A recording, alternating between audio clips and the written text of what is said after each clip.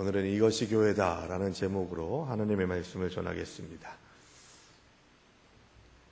여러분, 교회는 좋은 곳인가요? 나쁜 곳인가요? 네, 좋은 곳이죠. 네. 그런데 요즘의 문제는 세상 사람들이 교회를 좋은 곳으로 생각하지 않는다는 데 문제가 있습니다. 교회가 혐오시설이 된 거 아십니까? 요즘에 아파트 단지, 대단지에 공사하는 걸 보시게 되면요. 옛날에는 주공아파트는 열몇 개 종교부지가 있었습니다만 지금은 종교부지를 웬만하면 내주지 않습니다. 그리고 종교부지가 어떻게 해서 내지게 되면 그걸 민원을 넣어가지고 교회가 들어오지 않게 해달라고 민원인들이 많이 요청을 하는 그런 일들이 일어나게 되는 것이 현실입니다. 우리는 교회가 참 좋은데 교회를 나쁘게 보는 사람들이 많아지고 있습니다. 그 이유가 뭘까요? 하나님의 복음이 잘못돼서 그렇습니까? 하나님께서 우리에게 잘못된 가르침을 주시고 잘못된 진리의 길을 주시지 않기 때문에 그런 일들이 벌어지는 걸까요? 저는 전적으로 우리에게 책임이 있다고 생각합니다. 복음을 받아들이는 우리들, 복음을 받아서 그것을 간직해야 되는 우리들의 그릇이 더러워졌고, 우리가 복음에 대한 메시지는 분명한데 복음을 전달하는 메신저들이 타락하고 부족해서 하나님의 복음을 제대로 믿지 않는 자들이 받아들이지 못하는 일들이 일어나게 되더라는 거죠. 그러면 그렇다고 해가지고 교회를 다 그냥 헐어버려야 되냐? 그거 하나님이 기뻐하실까요? 그렇지 않거든요. 그래서 우리가 가지고 있어야 될 대단히 중요한 문제의식은 뭐냐 하면, 주님, 우리가 진짜 교회 되게 하여 주시옵소서. 이 고백이 있어야 된다는 거예요. 교회의 구성원은 누굽니까? 성도죠. 그러니까 교회가 제대로 세워지려면 성도들이 온전하게 세워지면 되는 거예요. 목사와 장로와 권사와 집사와 성도들이 모두가 다 온전해지기를 원하는 그런 고백이 있으면, 그리고 내가 항상 부족해서 계속해서 주님 오시는 그날까지 온전해지기를 원하는 마음가짐으로 나아가면 교회는 점점 더 변화되면서 하나님께서 쓰시기에 합당한 믿음의 공동체가 될 수 있게 되는 것이죠. 하나님을 아버지라 부르는 믿음의 형제 자매들이 모여서 사랑을 하고 섬기며 기도해 주는 곳, 하나님께서 아버지가 되어주셔서 기적 같은 은혜를 베풀어 주시는 곳, 이 좋은 공동체가 교회입니다. 그리고 그 일이 일어나는 것이 우리 화평교회임을 우리는 고백할 수 있어야 되는 것이죠. 물론 연약한 사람들이 모인 공동체이기 때문에 교회 안에서 넘어지고 쓰러지는 일들도 대단히 많이 있습니다. 그런데 교회는 본질적으로 좋은 곳이에요. 여러분 생각해 보세요. 여러분들을 위해서 눈물 흘리면서 기도해 줄 수 있는 공동체가 또 여기 말고 어디 있습니까? 아픔이 있을 때, 어려움이 있을 때, 힘든 일들이 있을 때 보듬어주고 감싸주고, 그래요, 얼마나 힘들었어요 라고 그렇게 말하면서 손잡아주는 공동체가 몇이나 있겠냐고요. 전교인 수련회 저녁 집회 시간에 짝기도하는 시간들을 통해서 특히 연세 있으신 권사님들이 하나같이 해주셨던 게 뭐였냐면요, 자기 앞에 함께 짝기도할 수 있도록 선택된 성도님들을 꼭 안아주시는 거예요. 그 모습 보고 제가 참 많은 은혜를 받았습니다. 어디 가서 나를 그렇게 누가 안아주겠어요? 한번 옆에 있는 분 좀 안아주실래요? 지금. 네, 사랑합니다. 축복합니다. 안아주시죠. 좀 남자와 여자 사이면 조금 좀 거시기 하니까 살짝 안아주시고. 여러분, 마음을 다해서 사랑을 표현해주고 격려해주고 축복해주는 공동체가 요즘에 얼마나 있냐고요. 저는 교회를 통해서 성장한 사람 중에 한 사람입니다. 유년기, 또 청소년기, 청년기를 교회에서 보냈습니다. 그래서 제가 교숙자라고 말씀드렸죠. 교회에서, 길가에서 먹고 자는 분들은 노숙자라고 얘기하고, 교회에서 먹고 자는 사람들은 교숙자라는 거죠. 저는 교숙자가 많아졌으면 좋겠어요. 학교 끝나고 난 다음에 애들이요, 끝나고 나서 그때 학원도 가고 그러긴 했습니다만 항상 교회에 15명, 20명씩 청소년들, 아이들이 왔었어요. 그래서 거기에서 공부도 하게 되고, 공부 얼마나 했겠어요. 그런데 교회 안에서 이렇게 함께 생활하고 하는 시간들이 얼마나 저한테 위로가 되고 은혜가 되는지 모릅니다. 저한테 교회는 좋은 곳이에요. 그래서 신학교 공부할 때 교회론에 대해서, 칼빈의 교회론에 대해서 배울 때요, 신자의 어머니로서의 교회다라는 얘기에 얼마나 은혜를 받았는지 몰라요. 어머니처럼 품어주는 그런 은혜를, 사랑을 교회를 통해서 배웠거든요. 그래서 청주에 있는 제 모교회는 그만큼 힘들고 어려울 때, 그때 내가 그 사랑을 받아서 여기까지 왔지라고 하는 사랑의 동력이 되는 그런 대단히 소중하고 귀한 곳입니다.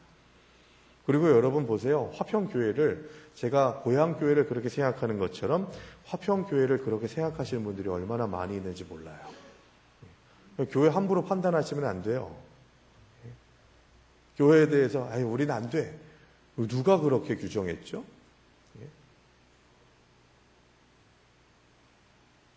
믿음의 선배들이 교회를 거쳐가면서 얼마나 많은 헌신과 희생과 눈물 흘리는 봉사와 나눔이 있었는지 아시는 분들은 아실 겁니다. 어려움도 있을 때가 있지만, 힘들고 부족하고 또 나약해서 일어나는 문제들도 있지만, 교회는 교회인 거예요, 여러분. 내 교회가 아니라 하나님이 주신 교회예요. 하나님이 주인 되시고 교회의 머리 되신 예수 그리스도께서 통치하시는 곳이 교회인 줄로 믿으시기 바랍니다. 사람의 목소리가 가득하게 되면 그건 교회 아니죠. 사람의 논리로 운영되는 것은 교회가 아니죠. 하나님께서 기뻐하시는 교회 공동체가 되기 위해서 이게 진짜 교회다라고 하는 고백이 우리에게 있어야 되는 거예요. 저에게 모교회는 정말 좋은 교회입니다.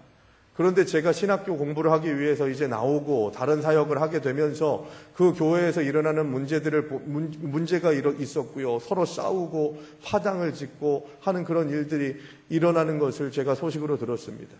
그러면서 교회에서 막 고성을 지르고 또 힘든 이야기들을 하고 편가르고 하는 그런 역할을 감당했던 분들을 보니까 제가 그렇게 존경하고 사랑했던 분들, 내가 그렇게 나한테 좋은 영향을 끼쳤던 분들이 그렇게 했다는 이야기를 들으면요, 저는 멘붕이에요, 멘붕이. 어떻게 그분이 그럴 수 있지? 하는 그런 생각들을 가질 때가 있습니다. 그런데 한국 교회에는 그런 일들이 정말 비일비재하잖아요. 우리의 부족함 때문이죠. 그 고향교회가 좋은 교회이긴 합니다만 또 나쁜 추억도 참 많이 있었습니다. 제가 찬양 인도를 고3 때부터 오후 예배 시간, 저녁 예배를 그때 드렸는데 저녁 예배 시간에 찬양 인도를 했었거든요. 그런데 권사님 3분 정도가요, 집사님 1분하고 권사님 2분이 누구누구 권사 아들내미가 뭐라고 찬양 인도를 하면서 뭘 해라 뭐 이렇게 얘기를 하냐, 그거 꼴배기 싫어가지고 내 찬양 인도 내 뭐 안 들어갈란다 하는 그런 이야기를 공공연하게 하면서 다니셨어요. 그래서 저희 어머니가 어느 날 갑자기 저한테 오더니만, 성구가 너 다른 교회 가라, 그렇게 이야기를 하시면서 울면서 얘기를 하시는 거예요. 왜 그러시냐고. 그러니까 그 얘기를 하시는 거예요. 너 찬양 인도한다고 그 집사하고 그 권사들이 안 들어온디야. 엄마 너무 속상이야 라고 그렇게 이야기를 하시는 거예요. 그때 제가 신학생 1학년 때였거든요. 그래서 제가 어머니한테 그랬어요. 어머니, 제가 그분들 때문에 찬양 인도하는 거 아니고 교회에서 하나님을 찬양하는 일들에 쓰임받는 건데, 제가 잘못하는 거 아니면 그분들이 그런 마음 가지시는 것들이 좋은 마음을 가질 수 있도록 기도만 하시고, 제가 언젠가는 또 사역을 하기 위해서 떠나지만 그것 때문에 떠나고 싶진 않습니다 라고 그렇게 이야기를 했지만, 어머니는 그것 때문에 상처를 지금도 많이 가지고 계시죠. 그만큼 교회는요, 좋은 곳이기도 하지만 상처도 있는 곳이에요. 여러분들이 내가 교회에서 상처까지 받아야 돼? 교회이기 때문에 더 그럴 수도 있어요. 근데 왜 그러면은 내가 이런 상처 가운데에서도 왜 교회에서 헌신하고 교회에서 예배드려야 되냐? 조금 이따가 말씀드립니다. 본질적으로 교회는 좋은 곳이에요. 이 고백이 우리에게 있어야 교회에 대해서 판단하고 점수 매기고 함부로 생각하지 않게 됩니다. 하나님이 직접 우리를 부르셔서 세우셨고 자녀 삼아주셨고 사랑을 나누게 하신 곳이 바로 교회 공동체인 줄로 믿으시기 바랍니다. 다른 것들이 우선되게 될 때 하나님께서 명령하신 것보다 다른 것들을 더 중요하게 생각하니까 교회가 어그러지게 되는 거예요. 타락하게 되는 거예요. 그걸 바로잡자는 거죠. 우리 28절의 말씀, 오늘 본문에 나오는 말씀에 보시면 28절에 보시면 교회가 어떤 일을 해야 되는가를 대단히 중요하게 말씀하고 있습니다. 같이 화면에도 있으니까요. 같이 읽어볼까요? 같이 읽습니다. 우리가 그를 전파하여 각 사람을 권하고 모든 지체로 각 사람을 가르침은 각 사람을 그리스도 안에서 완전한 자로 세우려 함이니. 자, 여러분 여기에서 세 가지 일이 있습니다. 뭐냐 하면 전파하고 권하고 가르친다는 겁니다. 예수 그리스도의 교회에 맡기신 사역이 이 세 가지입니다. 그리고 전하고 권하고 가르치는 것이죠. 이것은 예수님의 3대 사역과 같습니다. 그런데 여기에서 조금 설명이 필요한 것이 뭐냐 하면 전하는 것, 가르치는 것 알겠는데 권한다라고 하는 것은 뭘 의미할까 하는 생각이죠. 이 권한다라고 하는 이 얘기는 예수님이 우리를 육체뿐만이 아니라 생각과 마음을 다스린다는 의미에서 고친다, 치유한다라고 하는 의미의 단어를 쓰고 있는데 이것을 권한다. 그리스도를 권함을 받음으로 인해서 너희가 그것을 받아들이면 치유가 일어난다라고 하는 그런 말씀의 의미가 권한다라고 하는 뜻입니다. 그러니까 예수님의 3대 사역을 얘기할 때 전하고 치유하고 가르치는 사역을 하셨는데 이 치유에 대한 것을 권한다라고 하는 것으로 오늘 본문은 표현하고 있다는 것이죠. 그리고 28절에서 또 한 가지 주목할 점은 이 짧은 한 절에 3번이나 반복되는 단어가 있는데요. 그게 뭐냐면 각 사람을 이라고 하는 단어입니다. 각 사람을. 그러니까 한 사람 한 사람을 이라는 뜻이죠. 이것은 골로새 교회에 처한 상황과 맞물려서 설명이 됩니다. 골로새 교회에 이 편지를 사도 바울이 쓰게 된 이유가 있었어요. 옥중 서신 중에 하나가 골로새서거든요. 옥에 갇혀있는 바울이 골로새 교회를 생각하는 마음으로 편지를 썼는데 그 중에 가장 중요한 이유 중에 하나가 거짓 교사들이 이단적인 가르침으로 골로새 교회를 장악하려고 하는 그런 일들이 일어났다는 소식을 듣고 사도 바울이 골로새 교인들에게 거짓된 가르침은 끊어내라, 받아들이지 마라, 오직 진리의 복음만이 너희를 주장하게 하라라고 하는 그런 말씀을 주시려고 거짓 교사들을 경계하는 의미로 말씀이 선포되는 그런 책이 바로 골로새서입니다. 이 거짓 교사들이 가르친 것이 뭐였냐면요, 구원의 길이 영적으로 고귀하게 성숙된 몇몇 선택받은 자들만이 이해될 수 있다고 하는 생각을 가지고 있었다는 거죠. 그래서 고귀한 지식, 영적인 그런 지혜는 몇 사람들에게만 허락되었고 그렇지 않은 사람들은 알지도 못한다. 그러니까 저들은 패역한 자들이고 무너질 수밖에 없는 자들이다라고 하는 그런 생각에 빠져 있었던 거죠. 영지주의자들이 그랬습니다. 이 영지라고 하는 것이 영적인 지식, 이 그노시스라고 하는 것이라고 표현하면서 이것은 선택받은 자들만이 받는 것이기 때문에 영적으로 탁월한 자, 영적으로 큰 힘이 있는 자들만이 이 그노시스를 받아서 하나님의 뜻대로 살 수 있고 그래서 그들만이 구원받을 수 있다고 하는 생각들을 가지게 됐던 것이죠. 이것이 골로새 교회에 들어오게 된 거예요. 그런데 사도 바울은 이 이단자들과는 달리 사도 바울은 한 사람도 경히 여기지 않는 그리스도의 복음을 전할 때에 각 사람을 이라고 그렇게 표현하고 있는 것입니다. 모든 사람이 사도 바울에게는 직접적인 관심의 대상이 되었던 것입니다. 교회는요, 이 각 사람의 정신을 계승한 공동체입니다. 그러니까 내가 함부로 할 그 어떤 사람도 교회에는 존재하지 않는 거예요. 내가 업신여겨도 되고, 내가 마음대로 부려도 되고, 내가 함부로 말해도 되는 그 어떤 사람도 있지 않습니다. 교회 공동체는요. 각 사람에 대한 존중감과 각 사람에 대한 사랑과 각 사람에 대한 관심이 있는 곳이 바로 교회인 줄로 믿습니다. 그래서 교회가 교회되려면요, 각 사람에 대한 열정과 열심과 희생과 사랑이 있어야 진짜 교회가 교회된다는 것이죠. 그 사람이 어떻게 생겨 먹었건 뭘 했건 어떤 일을 했건 그런 거 중요한 게 아니라 교회 공동체, 주님의 몸된 교회 공동체에 들어온 자들이라면 그들을 품어주고 감싸주고 안아줘야 되는 사명이 우리 믿는 자들의 공동체 안에 있다는 겁니다.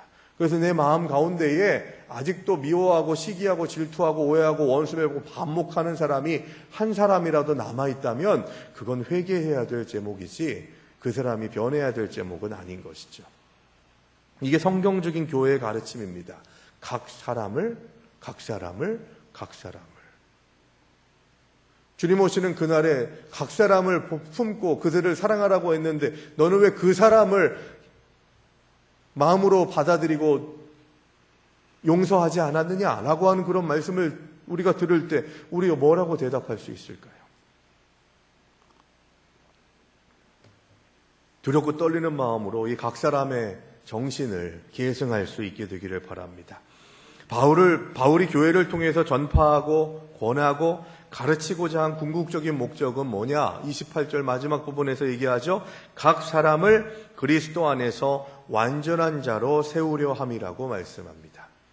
그리스도 안에서 완전한 자로 세워지게 되는 것이죠. 여기서 두 가지 단어를 주목했으면 좋겠습니다. 세우다라고 하는 이 말은요, 파리스테미라고 하는 헬라어를 씁니다. 이 파리스테미라고 하는 단어는요, 내가 지금 살고 있는 이 삶의 자리에서 온전히 세워지는 것을 얘기하는 게 아니에요. 이건 뭘 얘기하는 거냐면 그리스도의 재림시에 하나님 앞에 서게 된다는 것을 얘기하는 겁니다.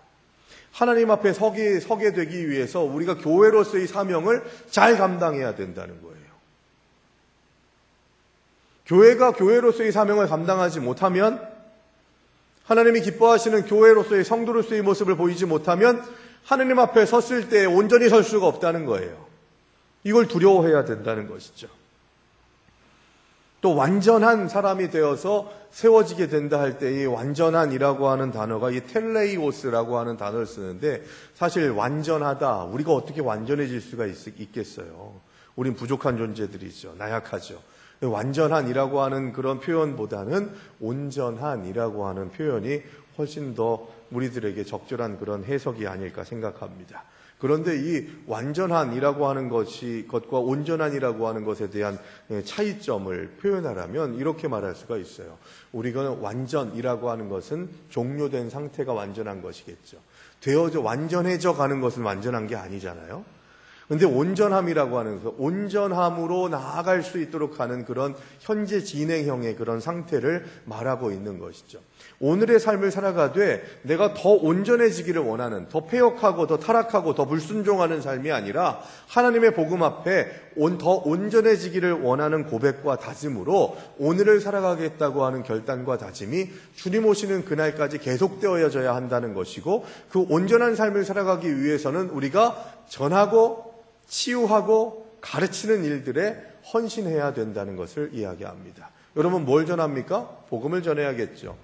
치유는 어떻게 일어납니까? 내 힘으로, 내 능력으로 일어납니까? 그리스도의 보혈의 능력으로 치유함이 일어나죠. 그러려면 내가 그리스도의 보혈의 능력을 받아들여야 되고 인정할 수 있어야 되는 것이죠. 가르침 또한 어떤 것이 되어야 할까요? 세상적인 가르침이 아니라 예수 그리스도를 전하면서 가르치는 일들, 가르친다는 것은 조목조목 따져서 그것을 이해시킨다는 얘기죠. 물론 성경의 메시지가, 복음의 메시지가 이해 측면을 벗어나는 것들이 있죠. 예수님이 태어나시는 동정녀 탄생이나 삼위일체나 이런 것들은 이해의 부분이 아닙니다. 어떻게 이해할 수가 있겠어요? 그냥 믿음으로 받아들여야 될 것들이죠. 완전한 자가 되기 위해서는 전파하고 권하고 가르치는 일이 교회에서 일어나야 된다는 것입니다. 교회가 공동체로서 하나가 되기 위해서는 모든 지체가 교회의 존재 이유를 이해하고 확신해야 됩니다. 그런 점에서 교회에 대한 비전과 이해가 성경적이어야겠죠. 건강한 교회를 지향하는 이들의 교회 사역에 대한 지침서가 바로 오늘 본문 골로새서 1장 23절에서 29절까지의 말씀입니다. 먼저 24절의 말씀을 다시 또 볼까요? 24절 대단히 중요합니다. 같이 읽겠습니다. 나는 이제 너희를 위하여 받는 괴로움을 기뻐하고 그리스도의 남은 고난을 그의 몸된 교회를 위하여 내 육체에 채우노라. 자, 모든 성경적 교회를 지향하는 이들의 가장 중요한 신앙 고백이 교회는 그리스도의 몸이다라고 하는 고백입니다. 이 고백이 제일 먼저 선포돼야 되는 거예요. 교회는 그리스도의 몸이다. 초대교회 교부들은요, 교회를 뭐라고 표현했냐면 예수 그리스도의 성육신의 연장이다라고 교회를 이야기합니다. 예수님이 세상에 계실 때 자신의 몸으로 사역을 하셨죠. 입을 열어서 복음을 선포하시고 복음을 받아들인 자들에게 다시 입을 열어 가르치시고 아픈 자들을 찾아가 병을 고치시고 십자가에서 죽으셨습니다. 십자가의 죽음에서 그리스도의 사역은 끝났다고 누가 얘기합니까? 십자가에서 완성되었고 다시 또 그 완성된 은혜를 받은 우리들이 부활하시고 승천하시면서 보이지 않는 몸을 이 땅에 남겨놓으셨는데 그게 뭐라고요? 교회라는 거예요. 그래서 그리스도의 몸된 교회라고 이야기를 하고 있는 것이죠.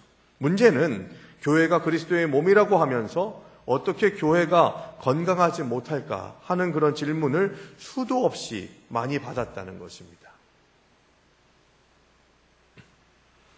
그에 대한 답이 뭐냐? 바로 주님이 이 땅에서 하셨던 일을 교회가 하면 교회는 교회되게 되어 있다는 것이죠. 주님이 이 땅에서 하셨던 일들을 우리 교회에게 물려주셨고 그 물려주신 그 교회의 사명을 우리 교회들이 온전히 감당하면 그것으로 인해서 하나님께서 교회를 더 온전케 하신다는 것입니다. 그런데 하나님이 가르쳐 주시니 하나님이 원하시는 일들을 하지 않고 다른 세상적인 일들을 하게 되면 우리는 교회된 모습들을 가지지 못하게 된다는 거죠. 전하고 양육하고 가르치고 상처 입은 아파하는 자들을 치유하고 회복하는 사역을 할 수 있어야 된다는 거예요. 그러므로 교회는 그리스도의 성육신의 연장이라고 하는 고백이 있어야 하고 그래야만 교회가 건강해질 수가 있는 것이죠. 24절의 말씀을 다시 한번 중요하게 보십시오. 나는 이제 너희를 위하여, 여기서 말하는 너희는 골로새 성도들을 얘기하지만 교회의 모든 구성원들을 얘기하는 것이죠. 교회를 위해서 헌신하는 이들은 이 24절의 고백이 있어야 됩니다. 이제 너희를 위하여 받는 괴로움을 기뻐한대요. 그리고 그리스도의 남은 고난이라고 하는 것은 그리스도께서 받으신 고난이 불완전하다는 얘기가 아니라 그리스도께서 이 땅에 오셔서 성육신 하셔서 사역을 하신 일들을 교회에다가 심어주시고 교회에다가 전해주셨으니 그 남겨진 사역들을 온전히 감당하는 일들을 내 육신에 채우는 일들을 사도 바울이 기뻐한다고 얘기하는 거죠. 그리고 그 교회는 그리스도의 몸된 교회이기 때문에 남은 고난을 내 육체에 채우더라도 나는 기뻐합니다 라고 하는 고백입니다. 여러분, 교회에서 일하면 일할수록 헌신하면 헌신할수록 어려움을 당할 때가 참 많습니다. 낙심이 올 때가 있고요. 나만 왜 이렇게 일해야 돼? 라고 하는 그런 생각들을 가질 때가 있습니다. 그때마다 이 24절의 말씀을 묵상하셔야 되는 거예요. 너희를 위한 일이라면 내가 괴로움을 감내하더라도 기뻐하면서 그 일을 하겠다라고 하는 그런 고백이 우리에게 있어야 된다는 거죠.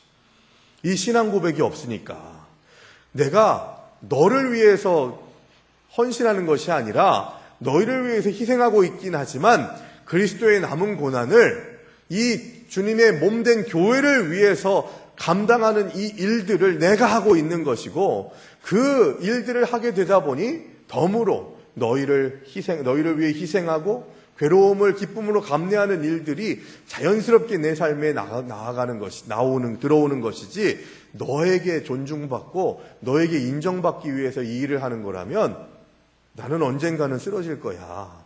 언젠가는 널브러져서 떨어져 나갈 거야. 라고 하는 그런 생각을 할 수 있어야 된다는 겁니다. 그래서 여러분, 교회에서 헌신하는 일들은요, 본전 생각하시면 안 돼요. 우리가 헌신하는 것이 뭔가를 얻기 위해서 그런 것이라면 이거 정말 다시 한번 생각해 보셔야 된다는 것입니다. 벌써 은혜를 받았다니까요. 나를 살려주시고 구원해 주신 예수 그리스도의 그 십자가의 사랑을 받아 누렸기 때문에 내가 그 감격과 기쁨으로 주님 앞에 헌신합니다. 이 고백인 거예요, 여러분. 이래서 예배 드리는 거예요. 그게 아니고 나 복받기 위해서 내가 가지고 있는 것들, 내가 생각하고 있는 것, 바라는 것들이 관철되기 위해서 예수 믿는 거다. 이 타락할 수밖에 없다는 겁니다. 그리고 교회에서 좀 누가 나를 좀 눈을겨보고 나 좀 째려보고 좀 승질내고 어느 날 목사님이 좀 확 안 잡아주고 조금 잡아줬다고 해가지고 막 승질내고 짜증나는 일들이 일어나지 않으려면 그리스도의 몸된 교회, 그리고 그 교회 공동체에서 헌신하는 성도, 선택받은 하나님의 백성으로 나를 세워주신 것 자체를 기뻐하고 감사해야 된다는 거예요. 일어나는 단편적인 일들 때문에 영원한 하나님 나라에 대한 고백, 교회에 대한 결단과 다짐이 흐트러지면 안 된다는 거죠. 그래서 교회는 예수 그리스도의 몸입니다. 이 고백이 흔들리면 안 돼요, 여러분. 그리스도의 몸된 교회에 대한 인식이 없으니까 내 맘대로 하죠. 함부로 교회를 판단하고 정죄하려고 하죠. 한국교회 성도들이 가지고 있는 큰 병폐 중에 한 가지가 뭔지 아십니까? 우리 교회는 안 돼 라고 하는 생각들을 그 교회에서 예배드리고 헌신하는 이들이 너무 많이 해요. 뭐 때문에 안 될까요? 뭐가 안 된다는 거죠? 여기 있는 하나님, 저기 있는 하나님 다릅니까? 나에게 이 교회 공동체 가운데에서 예배하게 하신 것을 은혜로 여기는 자들이 더 큰 은혜를 누리게 될 줄로 믿습니다. 두 번째, 첫 번째는 이 교회가 주님의 몸된 교회입니다 라고 하는 고백을 가지고 있어야 된다고 말씀드렸고요. 두 번째는요, 모든 성숙한 성도는 두 가지 의미의 사역자가 되어야 됩니다. 먼저 23절 말씀 볼까요? 23절입니다. 같이 읽습니다. 만일 너희가 믿음에 거하고 터 위에 굳게 서서 너희 들은 바 복음의 소망에서 흔들리지 아니하면 그리하리라. 이 복음은 천하 만민에게 전파된 바요 나 바울은 이 복음의 일꾼이 되었노라. 어떤 일꾼이 되었대요? 복음의 일꾼이 되었대요. 먼저 교회된 성도들이 해야 될 일꾼의 자리는 어디냐? 복음의 일꾼이 되어야 된다는 거예요. 복음에 대한 확신이 필요하다는 얘기입니다. 복음에 대한 확신 없이, 복음으로 가득 찬 삶의 고백 없이 교회의 일꾼이 먼저 되려고 하면 큰 문제가 일어나게 되는 거예요. 먼저 복음의 일꾼이 되고 그 다음에 교회의 일꾼이 돼야 된다는 거예요. 이게 바꾸어지면 큰일 나요, 여러분. 복음에 대한 열정 없이 교회 일꾼 된 사람들 많이 있습니다. 복음의 일꾼이 되지 않은 채로 교회 일꾼이 되면요, 교권주의자가 돼요. 이 교권주의자는 뭐예요? 권력을 휘두르는 자가 된다는 거예요. 내 맘대로 한다는 거예요. 목사도 마찬가지입니다. 복음의 일꾼 되지 않고 교회 일꾼 되려고 하면 내 맘대로 쥐락펴락 하려고 해요. 교회 성도들도 마찬가지인 거예요. 그렇다면 복음은 뭘까요, 여러분? 복음의 성경적인 정의를 성경에서 찾아야겠죠. 로마서 1장 2절의 말씀 여기 방송실에서 띄워줍니다. 같이 읽겠습니다. 이 복음은 하나님이 선지자들을 통하여 그의 아들에 관하여 성경에 미리 약속하신 것이라. 자, 여러분, 이 복음이 뭐냐라고 하는 것에 대한 대답으로 이 복음은 뭐다라고 얘기하는데 뭐라고 얘기합니까? 구약의 선지자들부터 시작해서 그의 아들에 관하여 성경에 미리 약속하신 것, 이게 복음이라는 거예요. 복음은 그러니까 뭐예요? 하나님의 아들 예수 그리스도에 대한 이야기가 복음이라는 거예요. 그러면 그 복음의 내용이 어떤 거냐? 하나님의 아들 예수 그리스도가 이 땅에 오셔서 하신 일이 무엇인가를 보면은 복음이 어떤 것인가를 알 수가 있겠죠. 그래서 로마서 4장 24절 25절의 말씀을 또 보셔야 돼요. 자, 로마서 4장 24절 25절 말씀입니다. 같이 읽습니다. 의로 여기심을 받을 우리도 위함이니 곧 예수 우리 주를 죽은 자 가운데에서 살리신 이를 믿는 자니라. 예수는 우리가 범죄한 것 때문에 내줌이 되고 또한 우리를 의롭다 하시기 위하여 살아나셨느니라. 여러분, 여기 복음의 메시지에 대해서 로마서 4장 24절 25절에 말씀하고 있는 게 뭐예요? 바로 십자가와 부활을 얘기하고 있는 거예요. 24절에서 뭐라고 합니까? 곧 예수 우리 주를 죽은 자 가운데에서 살리신 이를 믿는 것이라는 거예요. 그런데 예수가 왜 죽었냐? 우리가 범죄한 것 때문에 십자가의 죽음으로 내줌이 되고 또한 우리를 의롭다 하시기 위해서 다시 살아나셨다는 거예요. 이 얘기가 뭐예요? 십자가를 통해서 죄의 문제가 해결되고 부활로 인해서 내가 의의 문제가 해결됐다는 거예요. 이게 복음이라는 겁니다, 여러분. 예수님이 나를 구원해 주셨어요. 예수 그리스도의 그 골고다 언덕에서 흘리신 피로 인해서 내가 구원받았음을 믿으십니까? 내가 몇십 년 동안 예배드리고 희생하고 헌신했기 때문에 그래서 내가 구원받았다라고 얘기하시면 안 돼요. 그건 구원받은 것에 대한 은혜요, 감격에 대한 표현인 것이죠. 내가 하나님 앞에 구원을 받았는데 어떻게 주일 성수를 안 할 수 있어? 어떻게 헌신하지 않을 수 있어? 이 고백이 있어야 되는 것인데 구원받기 위해서 교회 나온다, 예배드린다, 기도한다, 봉헌한다, 이거 잘못된 생각인 거예요, 여러분. 구원의 문제가 해결된 자들이 그걸 할 수 있는 거예요. 십자가의 보혈의 능력으로 내 죄 문제가 사해졌습니다. 이게 첫 번째 단계, 죄 문제 해결, 십자가에서 나타난 것이죠. 그러고 끝났다 그러면요, 우리가 어떻게 의로운 자가 될 수가 있겠어요? 너 때문에 죽었다며. 너 때문에 예수가 죽었다면서 그 죽음의 이유가 너 때문인데 어떻게 네가 의로워질 수 있어? 라고 하는 그런 정죄를 받을 수 있는 그 상황을 완전하게 무너뜨리시기 위해서 다시 뿅 하고 사흘 만에 부활하신 거예요.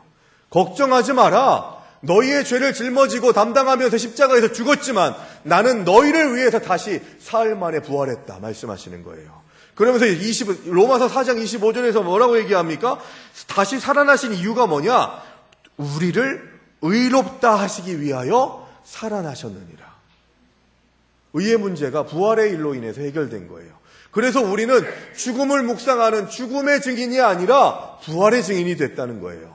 나를 위해서 죽으셨지만 그분이 사흘 만에 부활하셔서 내가 의의 길로 나아갈 수 있도록, 의의 삶을 살아갈 수 있도록 나를 일으켜 세워주시고 나를 주님의 죽음에 동참한 것처럼 주님의 부활에 동참하게 하셔서 의로운 자 되게 하신 분이 하나님이십니다. 예수님이십니다. 라고 하는 고백이 바로 복음인 거예요. 복음. 그래서 여러분 복음에 대해서 물어보면요, 다른 거 얘기할 필요 없어요. 세 가지 딱 얘기하시면 돼요. 하나님의 아들 예수 그리스도심을 나는 고백합니다. 이게 복음이에요. 두 번째, 나는 십자가에서 예수님께서 내 죄를 사해 주심을 믿습니다. 세 번째, 나를 의롭게 하시기 위해서 사흘 만에 부활하셔서 부활의 기쁨으로 살게 하신 것을 믿습니다. 예수 그리스도, 십자가, 부활. 이게 복음인 거예요, 여러분. 자, 그러면 복음의 일꾼이 된다는 것은 이 세 가지로 삶을 살아간다는 것을 의미하는 거죠.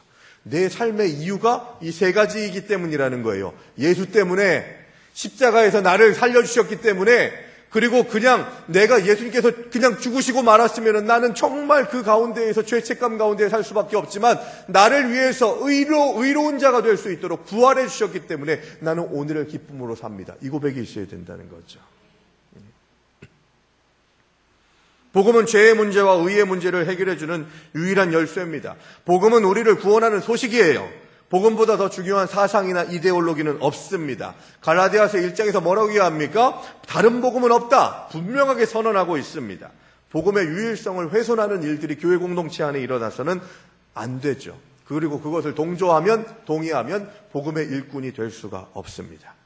복음의 일꾼이 된다는 것은 그만큼 중요한 거예요. 그래서 아까 말씀드렸죠. 교회에 와가지고 일하다가 헌신하다가 누군가가 나에게 상처를 줬을 때 그 상처가 나에게 교회를 떠나는 상처가 되지 않도록 하기 위해서 이 복음의 일꾼된 자가 되어야 된다는 거예요. 왜 그럴까요? 내가 이렇게 헌신하고 희생하고 봉사하는 이유는 당신한테 잘 보이기 위함이 아니고 내가 복음의 일꾼 됐기 때문에 기쁨으로 감당하는 겁니다. 이 고백이 있어야 되는 거예요. 내가 헌신하는 이유가 뭐라고요? 복음 때문이라는 거예요.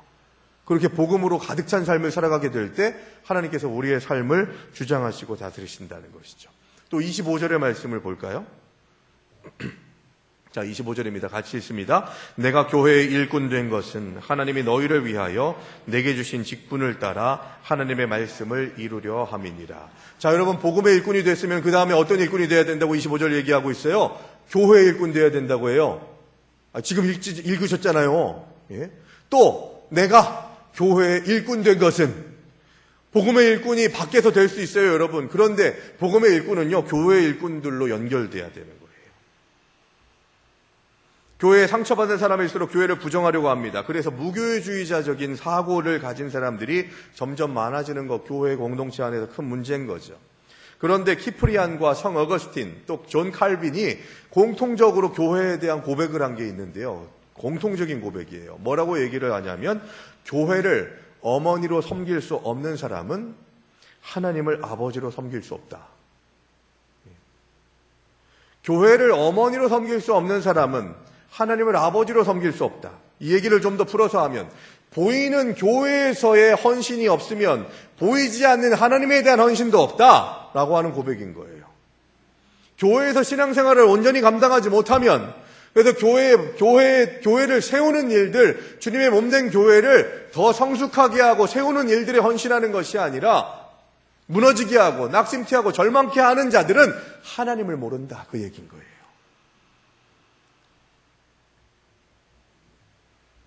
교회를 어머니로서 섬길 수 없는 사람은 하나님을 아버지로 섬길 수 없다라고 얘기할 때 우리 교회는 형편없어요 라고 그렇게 이야기하는 사람들이 있을지도 모르겠습니다.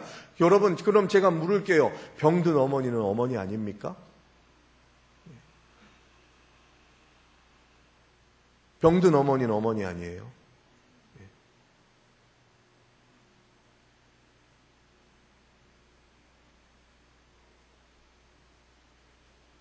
제 가족 얘기를 해서 죄송합니다. 저희 어머니가 일을 많이 하셔가지고요.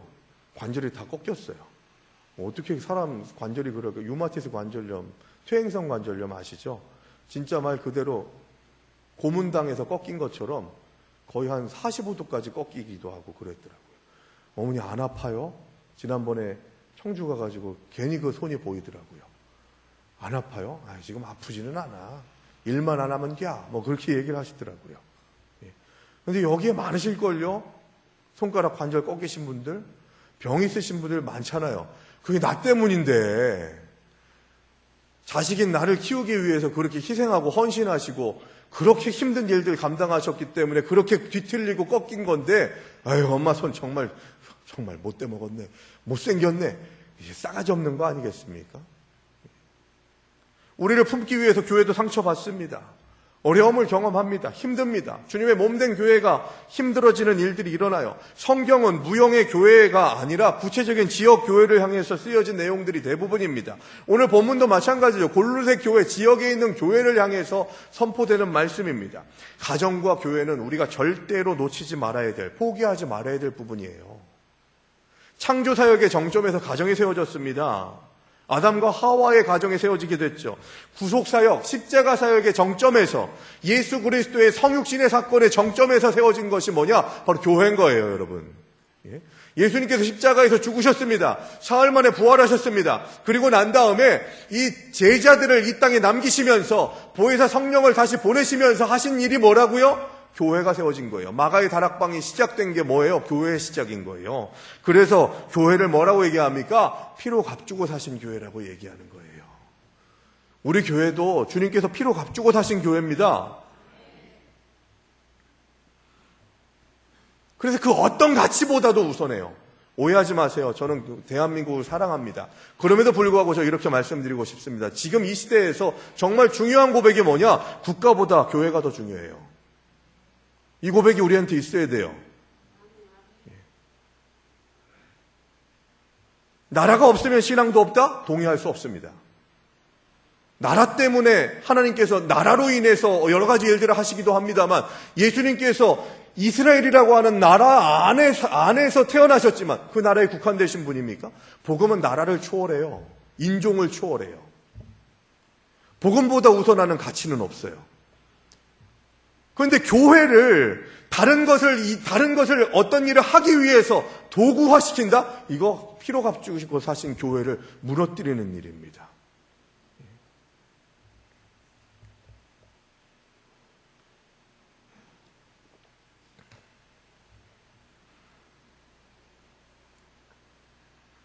여러분, 교회의 중요성을 다시 한번 우리가 깨닫고 묵상해야 돼요.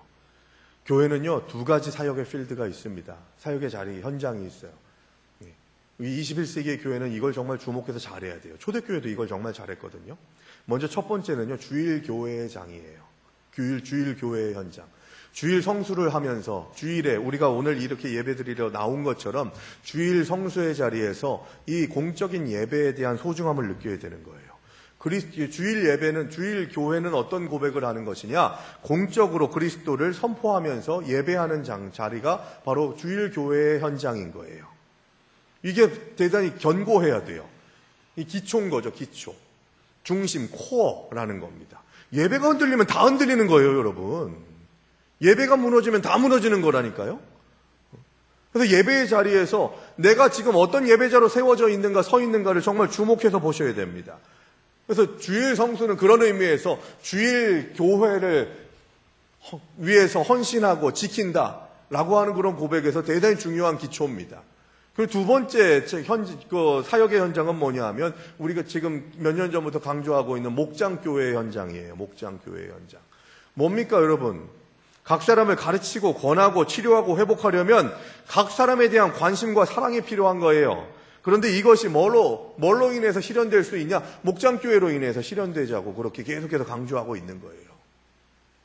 목장을 통해서 한 사람에 대한 절박함, 서로 예배 시간에 나누지 못했던 아픈 것들, 힘든 것들, 지금 내가 고통스러워하는 것들, 또 기쁜 것들까지도 모든 것들을 다 공유하고 나눌 수 있는, 기쁜 일이 있으면 같이 기뻐하고 슬픈 일이 있으면 같이 눈물 흘리면서 손잡아주면서 기도해주면서 함께 아파해주는 그런 공동체가 목장교회가 돼야 된다는 거예요. 이게 실현돼야 된다는 거예요, 여러분. 그리고 그런 필드가 나에게 제공되고 있다는 것을 인식하셔야 된다는 거죠. 그리고 우리는 29절의 말씀을 우리 스스로에 대한 고백, 이렇게 교회를 교회되게 하는 일들, 이것이 교회다라고 하는 그런 고백을 가지고 있는 자들이 낙심하지 않도록 하기 위해 오늘 보면 29절의 말씀을 우리가 깊이 마음에 새길 수 있어야 됩니다. 내 힘으로 내 능력으로 살아가려고 하다 보니까 29절의 말씀 없이 그렇게 하다 보니까 하나님이 기뻐하지 않으시는 일들이 일어나게 되는 것이죠. 자, 29절의 말씀 같이 읽습니다. 이를 위하여 나도 내 속에서 능력으로 역사하시는 이의 역사를 따라 힘을 다하여 수고하니라. 자, 여러분, 힘을 다하여 수고한대요. 이거는 내가 하는 것이죠. 그런데 그 힘을 다하여 수고하는 능력이 어디에서 온대요? 내 속에서 능력으로 역사하시는 이의 역사를 따라. 이게 포인트인 거예요, 여러분. 내 속에서 능력으로 역사하시는 이가 누굽니까? 성령 하나님. 성령 시대에 성령의 능력을 체험하지 못하면 우리가 힘을 다해서 수고할 수 없어요. 힘을 다해서 수고하면 할수록 계속해서 하나님이 기뻐하지 않으시는 열매들이 맺어지게 될 수밖에 없다는 거죠. 내가 하는 수고가 성령님께서 공급해 주시는 능력으로 하는 일이 아니면 하나님이 기뻐하시는 일들이 일어나지 않게 된다는 겁니다. 우리는 이 일을 우리 안에서 역사하시는 성령의 역사를 따라서 힘을 다해 수고해야 합니다. 필요하다면 기꺼이 고난도 받을 준비를 하는 일꾼들이 되겠다고 다짐하는 24절의 말씀이 교회된 성도들이 감당해야 될 일이라는 것이죠. 어려운 일일수록 조용히 목사한테 와서 아무도 하실 분 없으면 제가 감당하겠습니다 라고 하는 그런 고백이 우리들에게 있어야 되는 거죠. 그렇게 그리스도의 남은 고난을 내가 그리스도의 몸된 교회를 위해서 기쁨으로 괴로운 일이라도 감당하겠다고 결단하고 다짐하면서 진짜 교회가 교회되기를 다시 한번 생각하고 주님의 몸된 교회입니다. 복음의 일꾼이 먼저 되고 그 다음에 교회의 일꾼 되어서 하나님께서 주시는 은혜의 시간들 통해 하나님께 영광 돌리기를 원합니다. 그래서 교회가 교회되게 하심으로 하나님 나라가 확장되는 일들에 더 구체적으로 우리 교회 공동체가 믿는 우리가 내가 헌신하게 하여 주시옵소서. 이 고백을 가지고서 건강한 교회, 성숙한 성도로서의 사명을 다하시는 저 여러분들 되시기를 주의 이름으로 축원합니다.